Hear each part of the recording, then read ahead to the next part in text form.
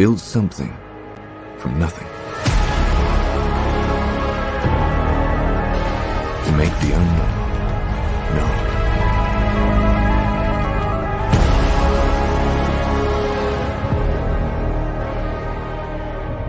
But we've only just begun.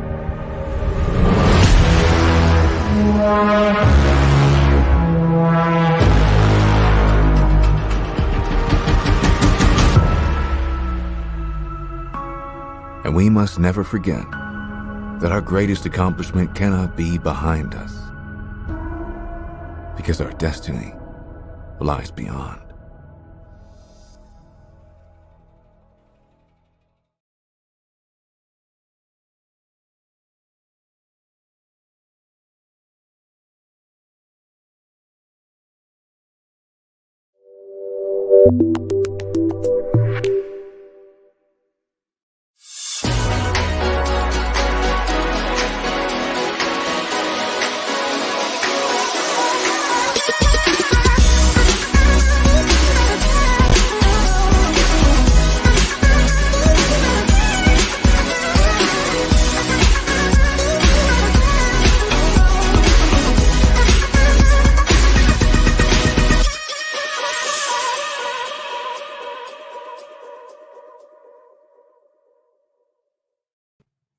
Hello, friends. Uncle Marv here with another episode of the IT Business Podcast, your podcast where we try to help you run your business and support your business clients better, smarter, and faster. I want to thank you for joining me live. If you are here, this is the Wednesday live show where we try to engage with our listeners, our audience. I bring on guests and we talk about all the things that are IT related in this channel. I want to remind you that this is not just a video cast. This is an audio podcast as well. And you should go to itbusinesspodcast.com and subscribe. That way you'll get any episode that we drop, even if it's audio, because I did that just last night. I released episode 487, and it was all about offboarding and 3 best practices that you can do to keep your clients smiling as you exit out the door. And so go and follow the show on any of your social platforms, any of your podcatchers. You'll be notified anytime we drop shows, and they could be anytime, not just Wednesday nights. I do shows all the time. And hey, Eric Anthony in the house there. And thank you guys for joining. Tonight, instead of doing an opening news segment or tip, I am going to do some rants and some shout outs, or most notably, some unshout outs. Now, I know Florida is a big state, and sometimes when people visit, they'll say, dude, I was in Florida, or I'm going to Florida. Why don't you visit? And you'll tell me you're someplace like, I don't know, Tallahassee or Jacksonville. And most of the time I have to say, that's too far away. You got to give me notice. You know, Florida, if you're driving south from someplace like Pennsylvania or Canada, and you hit the Florida border, it's still like another 8 hours to get to where I am in Fort Lauderdale, Florida. So if you're in the state, or you know you're going to be in the state, give me a little notice ahead of time, you know, and maybe we can hook up. Do a lot of conferences in Orlando, the center of the state. I have clients in Tampa. I have clients in Clearwater. I have clients in, let's see, I used to have a client in Jacksonville. I've got one in Maitland, DeLand, you know, clients all over Florida. So I say this because I got an email this morning where a gentleman's like, oh yeah, I was in Fort Lauderdale last night. We should have hooked up. And I just had to say, dude, you got to give me some notice. And you got to let me know when you're here. You can't tell me after the fact, because last night actually would have been a good time. And the person I'm speaking of, I'm going to name names. Ted Roller was here in Fort Lauderdale. And I, for a good part of the afternoon and early evening, was sitting in Fort Lauderdale doing nothing. And when I say doing nothing, yeah, I was really doing nothing. I was on site waiting for a cable guy to finish because I had to get the key when he was done and return it to the client. It's a new space that they're moving into, and it took them all day to do the cable drops. So I was probably there 2 hours watching the cable guy. So I could have went and hung out and done something. It was literally down in downtown Fort Lauderdale. So Ted, next time, give me a shout out sooner. Let's see. I want to do, oh, I should have brought this up on the screen. I am going to share a screen because I probably should give a little shout out to what I am going to call my sister podcast. The boys over at MSP Unplugged, Paco and Rick, they got listed in an article by Synchro for the top MSP podcast and YouTube channels in 2023. So congratulations, my sister podcast, doing a fantastic job over there. Also, architects of the upcoming TechCon Unplugged. And you'll hear about that a little bit later in the show. But I want to do an unshout out to what I thought were my friends over at Synchro. I mean, good God, how do I not even get a mention on this list here? Some of these shows just started, and I've been doing this for quite some time. And I mean, listen, it's not the best show on the planet. I know that, but come on. I mean, I understand why the workflow from SPs are in there. That's Synchro's own show that just started. But some of the others, I mean, yeah, they're all good shows. I'm not going to lie. I mean, all of them are, big people in the channel. Everybody knows them.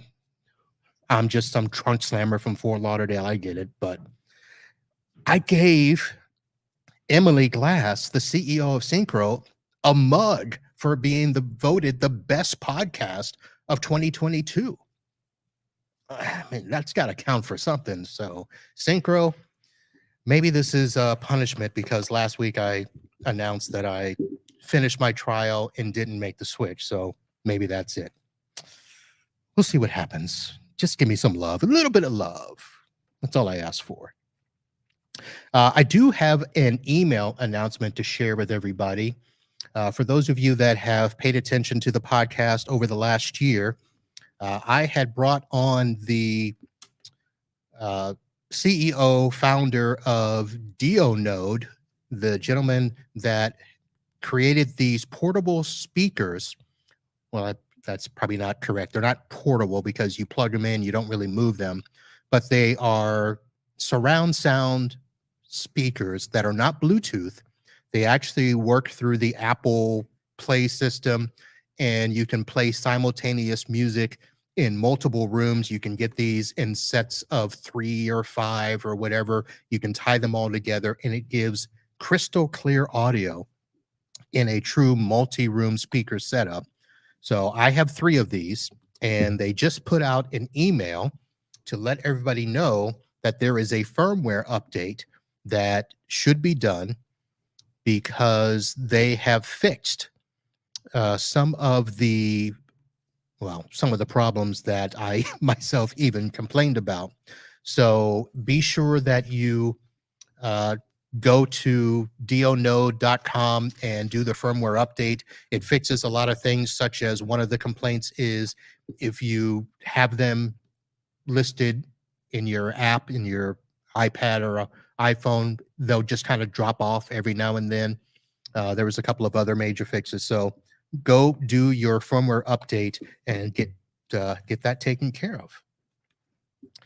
And I want to do another shout out. And first I need to actually bring up the video because I need to present this to you while I do this. I got a couple of questions last week about this mystery product reveal. And of course, the fact that it was a mystery meant I didn't know about it. It's something that the company was keeping under wraps. And so, of course, I did reach out. And what is it?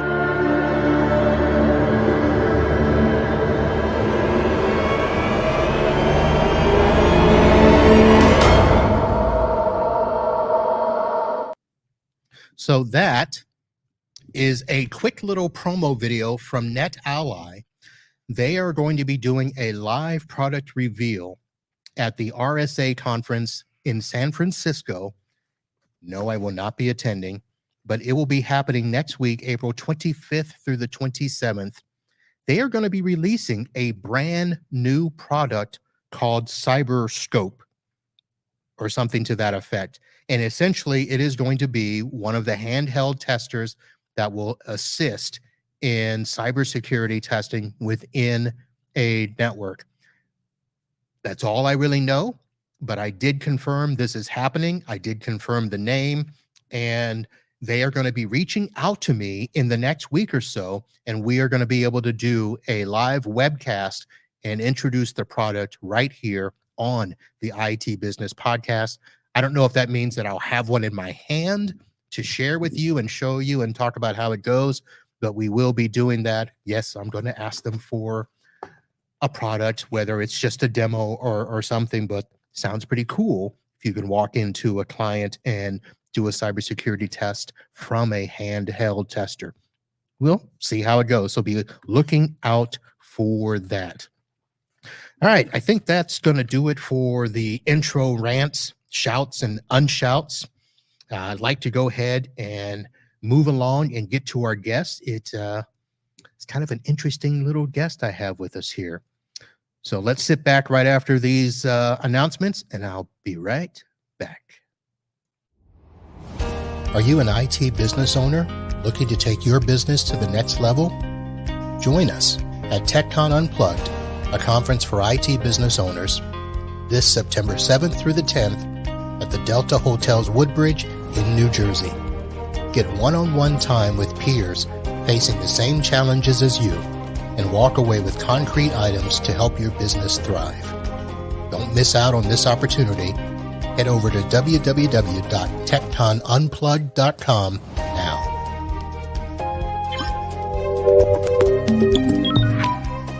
The IT Business Podcast is presented by NetAlly, the #1 ally of network professionals around the world. With over 25 years of experience, NetAlly provides best-in-class tools and software that enable teams to plan, install, validate, and troubleshoot both wired and wireless networks. Their handheld networking tools can help your frontline technicians validate network connectivity in less than 10 seconds. Visit netally.com to learn more. Our live stream is funded by Computers Done Right. Are you tired of dealing with slow and outdated technology? Let their friends over at Computer Done Right in Venice, Florida help. Their expert team provides top-notch computer repair, virus removal, and technology support for both residential and commercial customers. Don't let technology frustration slow you down. Get your tech done right with Computers Done Right. Contact them today at computersdoneright.com. And thank you so much to our patron supporters, Tom, Kyle, Clark, and Synchro. I appreciate you and your contribution to the podcast. Your support helps me continue creating content that I hope you enjoy.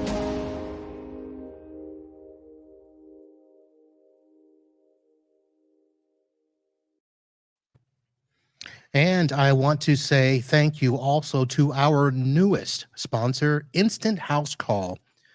You have heard us talk about him before. Corey Fruitman out of Canada has been providing remote help desk support for new and emerging MSPs, IT professionals, and he has been a big supporter of podcasts in the past, especially Mike Smith over at the Mike Tech Show.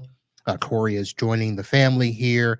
So if you need a remote support tool that has built-in PC fix-it type products, and you can do unattended host and all sorts of things, look for Instant House Call to do that. You'll get a free 15 days over at instanthousecall.com. And I am joined by my newest friend. We met, when was it? December 14th, I believe was the date. Does that sound right? Sounds Oh, right. Yeah, at that all right. HEB event out in Miami. All right. The voice you hear, folks, Ali Johnston of Bel Tech Services, and a very little interesting way that we met. So when I attend conferences, and I know we all attend conferences, and if they're small and you're sitting around a table and people are introducing themselves, after a while you just start to hear wah wah wah wah wah wah wah wah, my name is wah, wah, cybersecurity wah, wah, wah, wah, MSP wah, wah, wah.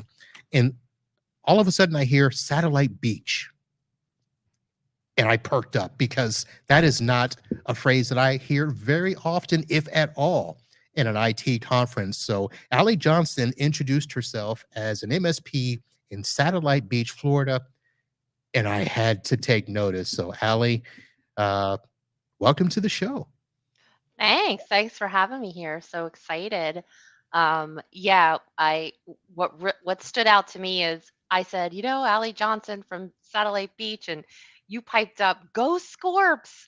Scorpions are the team, our our high school team, our high Yep. school mascot, and I just looked around. I mean, we weren't in a very big room, and I couldn't believe it, Marv. I'm like, someone knows the Scorps? That's crazy. Yeah, so Yeah, we instantly became friends. that is true. Yep. I know the Storps. I was a Storp, played sports there, football, basketball, track, and graduated Good for you. almost with honors. But let's go ahead and introduce you and your company to everybody first, and then we'll get into some beach talk. So you are uh, a 20 plus year veteran in our industry, but you weren't always from Satellite Beach. So tell us how you got started.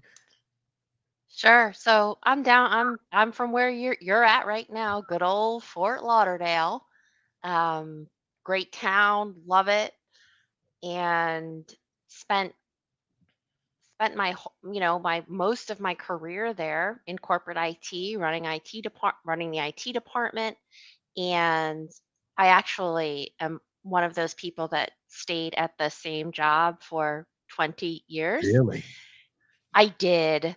I mean, of course, grew up and worked myself up through the ranks, but yeah, same company, 20 years. Mm. And so after gaining all that experience, that's when I said, you know what? Let's do this for myself. So here I am. I came out, started the business. Um, All's going well. And I needed a little break from the hustle and bustle from the South Florida area.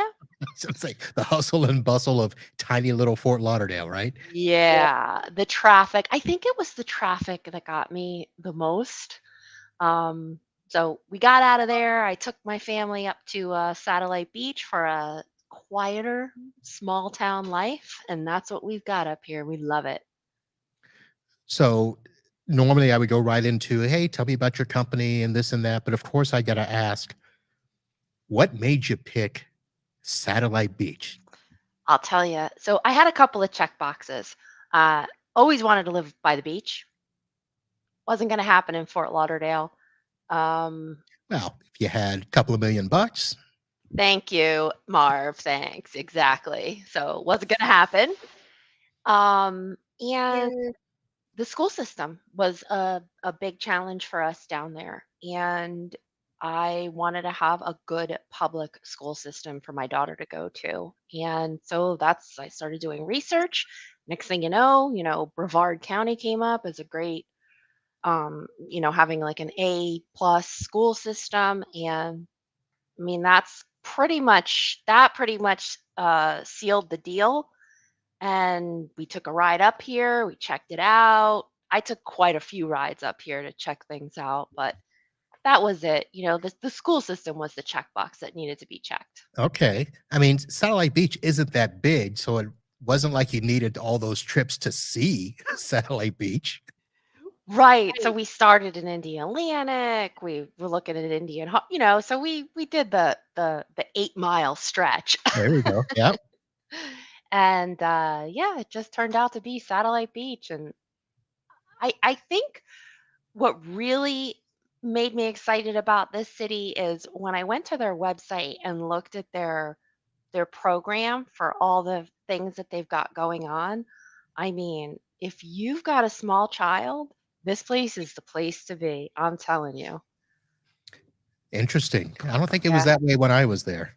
They So have so many activities for for the community. right. And yeah, All right. it was a big draw. So without revealing your daughter's age, you said young, so obviously she's not in high school yet. She is. Oh, she is now? Okay. She's driving, I'll tell you. She's 16. Oh, It's a whole new world for all of us. okay. So when did you move? Because you moved before COVID, right? 2018. Okay, so she wasn't in high school then. Yeah. So now I don't know exactly where you live. I know where your office is, which is basically right at the bottom end of Satellite Beach, right before you get into um, Indian Harbor Beach, Mhm. right there, Pine Tree Lane, right in that area. Yeah. So if you were on the border, so she had to go to Delora for junior high, Yeah. right? Mhm. Go Scotties. Yeah, go Scotties, yeah. But she wasn't in elementary school before you guys went up there. Well, in Brevard, it's different, and I also love this that I kinda kept her a little younger for longer. In Brevard, You lied? 6th no, no, no. 6th grade is actually still elementary school up here, Yes, it whereas is. down in Broward, it's middle school. So I kept her, like kind of like a baby-ish for an extra year, and then she went on to middle school. So she was at Ocean Breeze. We were right on the cutoff. Yeah. Just we were north of DeSoto. So she should have been a Holland Hornet then. You Oh would no, you said think, north of DeSoto, south of Cassius. Okay, I get you. yes. So yeah, she ended Okay. up going to Ocean Breeze. It was All wonderful. right. My little sister went there. Really? Yes.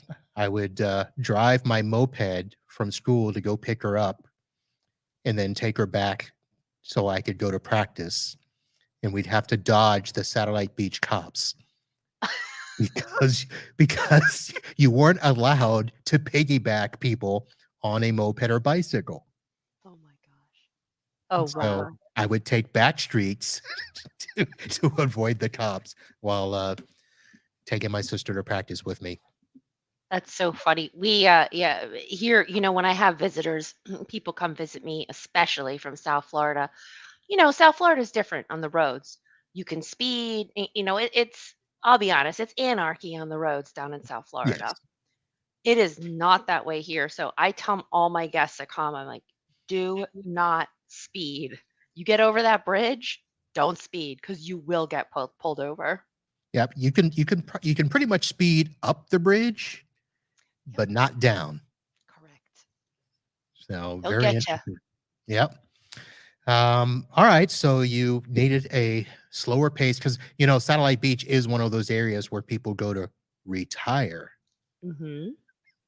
We've got a lot of families here, though. There is. There is. We've got a pretty big high school for that area.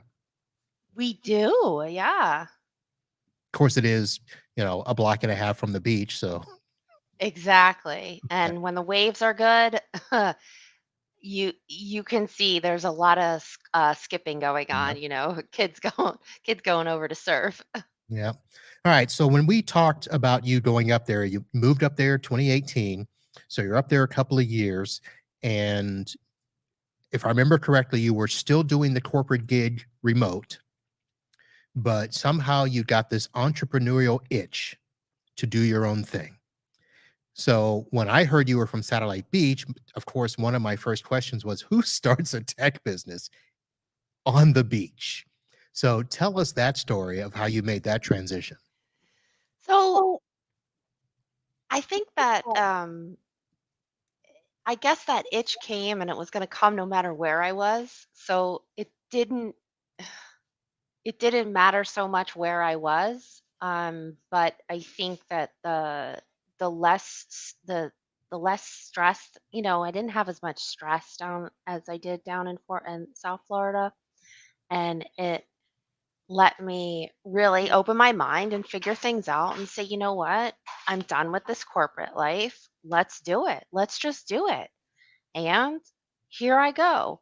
Now, I'll be honest, I come from Fort Lauderdale. I still have tons of clients down there. So that's where most of my clients are at this point, because that's where I knew everybody, Right.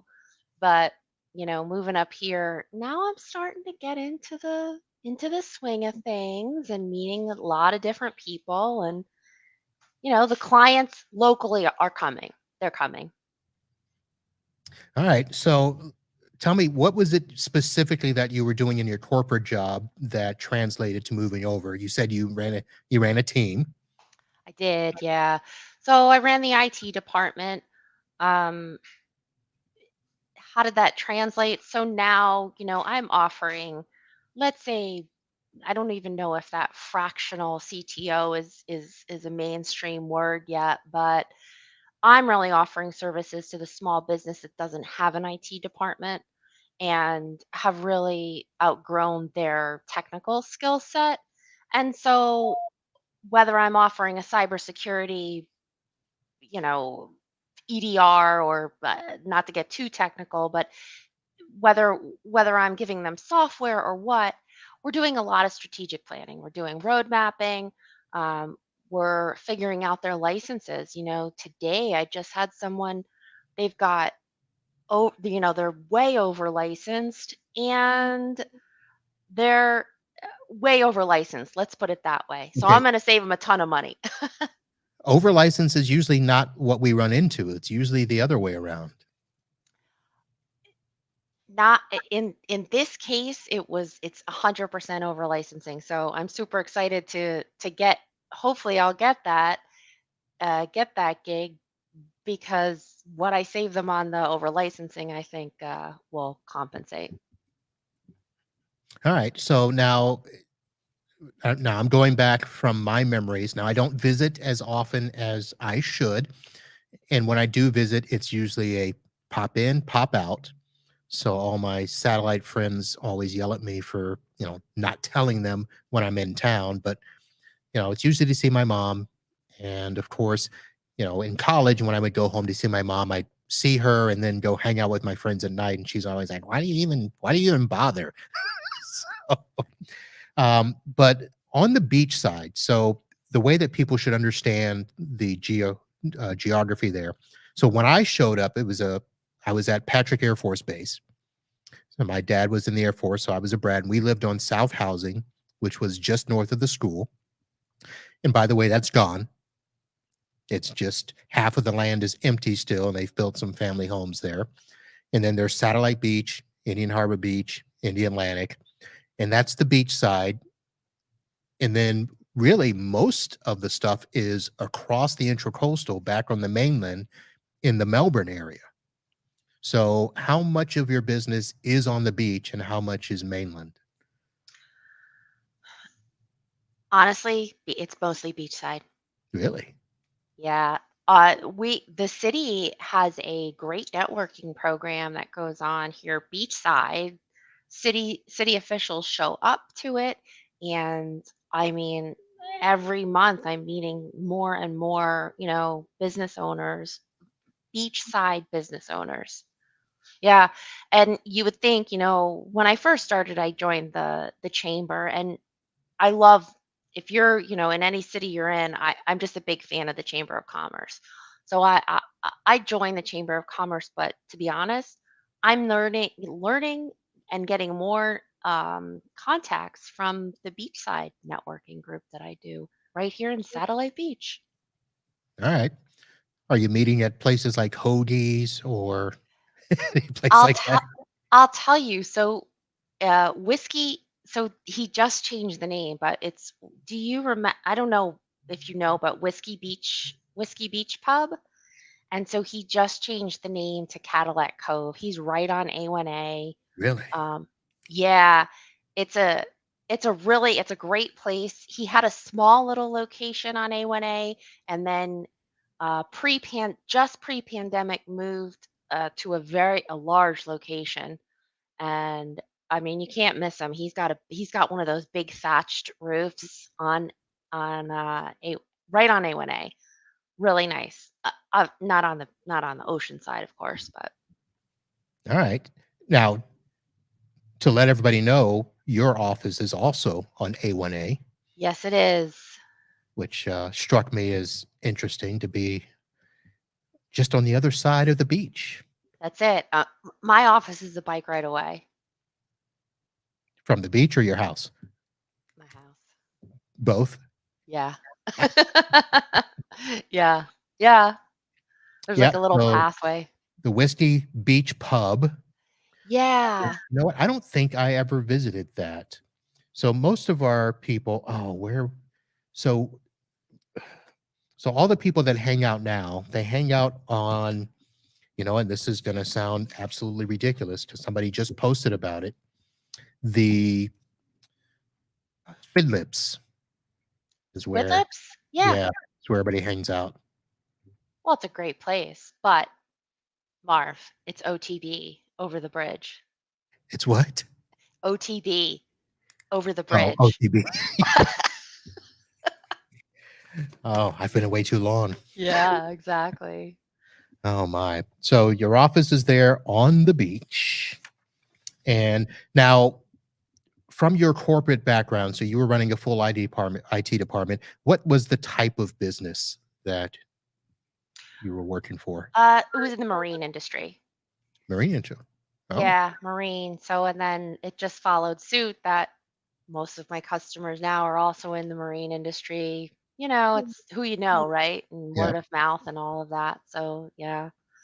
All Um, right. And so you were doing, I mean, you weren't probably doing a full stack there, at least in the way that we know it as an MSP. no, So did you bring anything from there, or are you doing a new stack? What types of services are you doing? 100% new stack. The world was my oyster when I, broke free from there, because now I could just exactly pick and choose what I needed. And I honestly feel like there's a lot more options for us as MSPs. As a consumer, let's say as an IT director trying to go out and find something, it's I I don't know. I feel like I didn't have the right connections or resources that I do as an MSP to find new products, new technology. It's kind of like I was just being sold, what was cool, popular, and who had the best marketing at the Right. time, you know? So now I get to pick and choose and completely, yeah, redid the stack. I watched that company go from I started there about, let's say, 40 users, and we grew to 300. So we had, we evolved, and we saw a lot of different products. The stack changed as we grew, Right. but yeah, my stack's completely different now. All right. Now, when I was looking at your website, doing a little research here, it seems that you do a heavy focus on cybersecurity. Is Yes, I that do. true? All right. Yeah, if I could get on a soapbox and just talk about it all day, I would. I mean, I don't want to see people get hit. I don't want to see that. It's really tough for a small business to face that, and we all know if you get hit and you're a small business, chances are you might not survive, Right. depending on the level of, severity. So, Now, are you finding that you are hitting deaf ears, I should say, is probably the best way to describe it, because like you said, they're small. Well, they'll never hit us. They're never coming after us, which is a lie. It's like a crook going down the road and just, looking for open cars and windows, and they're going to take the easiest path. Doesn't matter who it is. But I read an article, and I didn't document it for the show, where it was a study in Europe that said that even though, 70, 80+% of people say, yeah, cybersecurity is important, only 15% of businesses are really truly ready for a cyber event? I believe it. I'm sure those stats sound right on target. Um, yes, I my words do go on deaf ears, and what I'm just happened to me a couple weeks ago.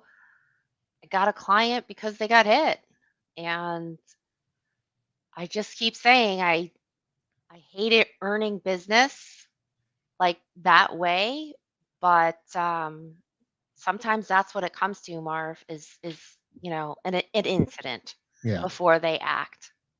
Now, were they hit with just like a ransomware, encrypted files? Did they have a backup? I mean, how bad was it? It it wasn't that bad. They honestly got very lucky. It was an email compromise, and then they got into the bad actor got into the wire. Oh, this is my new wire. Please change your bank details and that. Which is very interesting. It's wonderful that the person on the other side who was receiving the email, that their customer said, that doesn't sound quite right. Let me pick up the phone and call my vendor. And they did, and nothing ever happened of it, but there was still there was still a compromise. All right. Well, that's good. Thank goodness for that. Yeah. So I don't know something's going on with StreamYard, but we'll keep pressing along. So the next question I was going to ask you was in your stack. So there's a lot of conversation happening in all the social media channels and stuff about should everything be bundled? How much should you make mandatory that, if you do business with us, you're going to have everything or you're going to have this as a minimum? Do you have different levels that you're providing to them, like a minimum or, gold, silver, bronze package? Yeah, so every on the small business side, they're all pretty unique in the way that they do things. Just talked to someone today who's using G Suite and um, 365 just for file storage. So that becomes a unique situation, doesn't it? Because okay, well now my stack includes an email security that only works for M365. Mm, So now I've got this G Suite customer, and okay. So now I need to protect their email. Look, it's not hard to go out and find another provider, but it's gonna complicate my stack, right? right. Yeah. So at the small business level, I'm finding that I have to do a lot more of tailoring the packages. But of course, I've got the basics. I mean, if you've got to I've got to put my remote stuff on there. We've got to do patch management, and we've got to put an EDR on there, right? Yep. So in that respect, that would be the bare minimum. Now, I think that cyber insurance, in my opinion, is going to actually dictate what our minimums are going to be, moving forward. Cyber insurance, I mean, that whole world is ever evolving. So I really think they're going to dictate what we have to do, and I do believe that standards are going to come into play. You have to have EDR, you have to have MFA enabled, you have to have email security, and you have to have cybersecurity awareness training. I mean, in my opinion, if you don't have cybersecurity awareness training, you can throw all the other tools away because one email slips through, the employee clicks on that email, it's over, you know? So I'm still battling people that are like, well, just, come in for a day, give us the dog and pony show and we're good. And I'm like, no, it doesn't quite work that way. We need to have an ongoing awareness package. And it's still a tough sell. Are you finding that or do you just push through? So I do find that, and again, it really comes down to what that organization has experienced, and unfortunately, again and again and again, they don't subscribe to what we recommend, until it has hurt them already. Right. And I feel terrible about that, but that's pretty much what it is. I've got another client or another prospect I'm talking to, and they know that they're suffering in the employee awareness area, so they're ready to buy. They're ready to go for security awareness training. But others are like, why do I need that? That's so silly. And you know what? Really, it's not that expensive, you know? All of these little tools. I mean, okay, I know some, by the time we're all said and done, maybe it adds up, but take cybersecurity awareness training alone, it's not expensive. No, but it's a line item in It is. IT is an expense, and every time we have to add something, they're like, "Oh, you're kidding me." Um, but what's funny, you mentioned cyber insurance. That has actually gotten me more business in the last 6 months just by them going on their own to get renewed than all of the preaching that I did to them before that, because the insurance companies are helping us out by their saying, well, you got to have this, you got to have that, and you got to have multi-factor, for your secure remote desktops. And they just come back and say, okay, well, what do we need to do? And suddenly it's not about the money. Right? Oh, Marv, you've been talking to me about, okay, now I need it. Yeah, I Yeah. know. Yeah. Yeah, we'll talk offline, about cyber insurance. But yeah, having a good cyber insurance partner, 100% necessary. Yes, that is true. But speaking of cyber, I have this down to ask you. I saw that you were advertising cybersecurity in the Tampa area. Hmm. So here you go. You're moving from Fort Lauderdale up to Satellite Beach, East Coast. What the heck are you doing advertising in Tampa on the West Coast? Yeah, so there's no real secret behind that other than SEO. You got to pick a city, right? I mean, I'm just giving away my secrets. It's okay. I'm transparent. Um, yeah, it's SEO. You got to pick a city. And so I picked a city. Orlando, I don't know, that's a big one. I picked Tampa. I said, let's see how it goes. Um, but I guess my main goal was to show, hey, we can recommend a great cyber insurance company to you. All right. And any hits? Yes, I do Okay. get hits on that. I really Okay. do. Um, I think I'll tell you the biggest objection though is, people are very, and I'm the same way too, with my insurance. I use an Allstate agent. They're in Fort Lauderdale. I've been using them for years. I'm not going to change, Right. right? So no matter what my needs are, I'm going to go to Kristen at Allstate and she's going to give me, the best whatever I need and I don't have to think about it.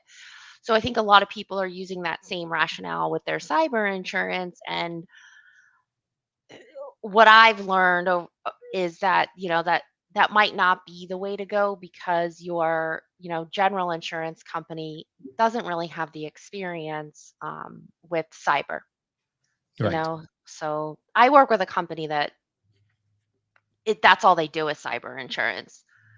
So, and then they have a whole arsenal of MSPs, that they partner with too. So I feel like, even when you get that questionnaire, so you get a 20-page or whatever it is questionnaire about, do you have MFA? Do you have EDR? At least we can help them um, go through that process. Well, Whereas I don't think your general insurance agent can do that because they don't know about cyber. no, they're not. And at least they're getting smart and referring to other cyber insurers, and that helps us Yeah. a little bit. So that'll be good. Now, I want to ask one more question before we get too far along here. Because you started your business in Satellite Beach, and if I remember correctly, you started right before or during COVID? Oh, during. I During. mean, why not? Let's start a business. COVID, major pandemic, blah, blah, blah. Yeah. So you mentioned, SEO. Mhm, So what types of things, because you're still technically a new business under, the 5-year mark. mhm. So outside of going to the chamber events and doing some networking, SEO, what types of things are you doing to, get some traction out there in the community, and what's working? I think events like this, so whether it's a webinar, speaking events, so I do local speaking, whatever for whatever organization it is. And I've joined a bunch of women's groups. Specifically now, I just joined another professional development group.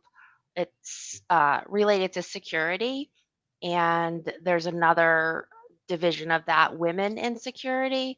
So I, a big portion of my time is spent out in these professional groups, and I think it's the speaking events that really um, are really helpful. So I'll be in Fort Lauderdale next month, 2 different times doing 2 different events for marine related professional development groups. All right, the Marine Industry Association. Yeah, exactly. So I it know seems them. like that's kind of where I fell into, is that marine, the marine industry. All right. Well, we're going to be coming up on out of time here, so I want to make sure we have time to do some other stuff. But one last question about the beach. Okay. Your daughter will be attending my alma mater, and is there a way that she can get access to the weight room? I bet she can. So I need for her to do this. Okay. So it has been said, but not confirmed, with pictures, that my name is still up on the wall of records. So I just need to have somebody confirm that for me, that my name is up on the wall of records In for, the weight room. yes. I will find out and let you know. And we good. It's sad to say this, but it was a 135 to 140 weight class. Oh, to be young again, Marv, Yeah. huh? But it was a combination of the bench, squat, and the clean. So I held the record for that. I don't know how many years. If I still hold it, that's ridiculous. But I'd like to know if that's true. I will find out for All right. sure. We'll Yeah. be looking forward to that. Well, that is the sound of our Florida Man segment. And for those of you that are regular listeners, you know that sound, you love that sound, where we talk about Florida Man stories. And I gave Allie the choice, Florida Man or random question. And she chose random question. But before she does that, I am going to at least read you some of the Florida Man headlines. And I haven't picked a story yet, but here's what I just put, sorted by date. Just an hour ago, most of Florida Man wasn't actually filmed in Florida. So that is referencing the Netflix series that is on with Florida Man. And that's a shame, because why wouldn't you not film in Florida? From 3 hours ago, Florida Man falls from attic after hiding from deputies. 5 hours ago, Florida man accused of choking, trying to rip woman's bathing suit off at Cocoa Beach. 23 hours ago, Florida man convicted for fatal shooting in Jersey City BJ's parking lot. So, Florida man up in Jersey getting convicted. And 1 day ago, big news this morning, angry man cusses out crying toddler on packed flight to Florida. So those are your Florida man stories. Florida, always in the news. All right. So here is, Allie, your random question. Oh, this will be interesting, but you can talk about it in a way that you want to. But the question is, what does AI think about Chat GPT? Oh, wow. What does AI think about ChatGPT? I don't know. We should ask ChatGPT right now what it thinks about itself. All right. Um, Well, let me ask you this. While I yeah, would do that, and while I'm doing that, why don't you tell us, are you using AI or Chat GPT in particular for your business? 100%. I've 100% embraced it in my business, and I'm seeing tons of time saving because of it. So When you um, say 100%. I oh, no, no, no. Okay, I'm not using it 100%, but I'm all in. At Okay. any wherever I can use AI, I'm using it. So if it's social media posting, um, not sure how to word an email. I mean, I'm using it for everything. Okay. So yeah, I love it, embracing it, and I think all businesses really need to take a closer look at it and see how it can help them. Um, I know that there's some resistance from some people have a resistance to it. You know, nobody likes change and oh, what is it? It's AI, it's going to take over. Well, I don't know if it's going to take over, but it's certainly helping. Certainly saving me a lot of time in my day to day. So there's a big debate going around the podcasting community that we don't need to actually do our own podcast anymore. We can, open up Chat GPT, throw in a question, let them draft a podcast for us, and we can then put it into one of those voicealizer things where it can give it a human voice and make a podcast. So, I mean, you could try it. There's some things that you still need a human for. I mean, I want to see you. I want to see your face. I want to see your, facial expressions and I I I don't think that I don't think that's going to come through in a robot, I guess, right. but we'll see. I mean, the robots are going to get better and better and eventually we won't be able to tell, but you know, time will tell and I this AI thing is it's moving fast, like in an exponential way. Yeah. Are you worried that any of your clients might start to use it as an advanced Google to try to figure out how to solve their own problems? I I would hope so, and I'm going to tell you why I say I hope so. I don't need to be doing technical support. You know what I mean? Like the more they can solve on their own, the better off the business is and running honestly much smoother. So let them Google it and fix it themselves. That's great. Um, they're still going to need a technical person behind the scenes that knows what's going on and can figure out if you're over licensed or you've bought the wrong product or I don't know. There's always going to be a human aspect involved and I think in any profession, regardless of AI. All right. So here, so I wrote the question into Chat GPT. What does AI think about Chat GPT? And here's the answer. As an AI language model, I do not have personal opinions or emotions, and I cannot think, in quotation marks, in the way that humans do. However, I can tell you that I was designed to perform a specific task, which is to generate human like language in response to prompts or questions. In terms of my capabilities, I am able to understand natural language, process large amounts of text data, and generate coherent and contextually appropriate responses. I have been trained on a vast corpus of texts from the internet, including books, articles, and websites, which allows me to generate responses on a wide range of topics. Ultimately, the usefulness and value of a tool like ChatGPT depend on the specific application and the quality of the training data that has been used to develop the model. So Very dry. I mean, that was an excellent answer. That was a textbook answer, wasn't it? it was Yeah. very interesting. Mhm. Now, I also put this question into another AI that wasn't ChatGPT because I wanted to see what was said. And this response was, there is no clear answer to what AI thinks of ChatGPT. Some critics argue that ChatGPT is not true AI and lacks the ability to truly understand the complexity of human language and conversation. Others suggest that ChatGPT is a natural language processing tool driven by AI technology that allows you to have human like conversations and much more with the help of electric pulses.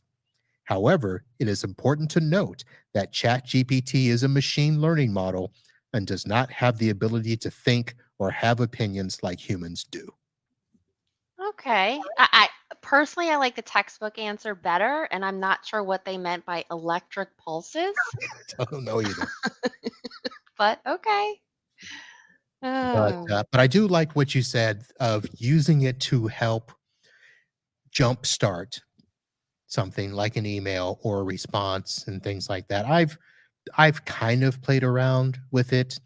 I've actually went to look at some other tools to see, which ones may respond better. And I think it kind of depends on what you're asking.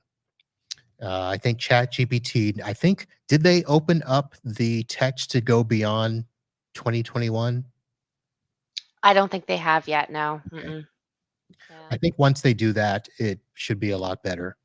And some of the other ones can give more up to date answers, but we'll see. Bing's got theirs on their search. I've been using that. It's pretty good. And then of course Microsoft is I don't know when it's gonna be released, but they've got, their Copilot in the works and super excited for that. I've got customers asking about it actually. "Can I get on the beta test?" And I'm like, "No, we can't. We're not." There's like Fortune 100 companies on the beta list, not us. All right. Well, Allie, thank you very much for hanging out. Cheers. Thank you so much. Was a lot Yep, of fun. Next you're time up, you're down here, you better give me a ring. I mean, up there. I'm sorry, yeah, up there. Say, when you're down here, you need to give me a ring. I will. I'll be down next month You'll be down next month. We'll have to make that happen. for All right, sure. ladies and gentlemen, Alicia Johnston, Bel Tech Services in my hometown of Satellite Beach, Florida. Go Thanks for Storm. having me on. All right. Thank you all for joining us for the show. If you are listening, you can go and check out the video over at the YouTube or on the Facebook or LinkedIn. Again, if you are watching this or listening for the very first time, be sure to subscribe over at itbusinesspodcast.com and catch any episode that we post, video or audio. And while you're there, check out our sponsors and affiliates, support the show, and make it so that people like Synchro will acknowledge me as a podcast in the industry so I can have my picture up next to Paco and Rick. Christina, woohoo. See, that's what I want to see. All right, folks, that's going to do it for this episode. Thank you very much. We'll see you next week. And until then, holla.